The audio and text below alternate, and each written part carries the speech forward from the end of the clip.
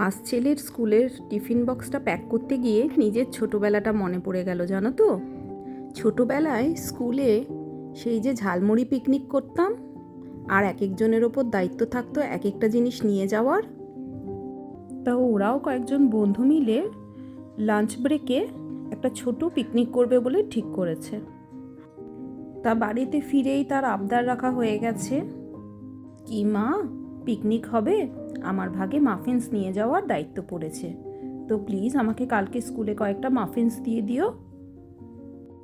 তা কি করণীয়, যেই কথা সেই কাজ। আমি ওর টিফিনের জন্য যা দিলাম তা সবটাই দোকান থেকে কিনে আনা।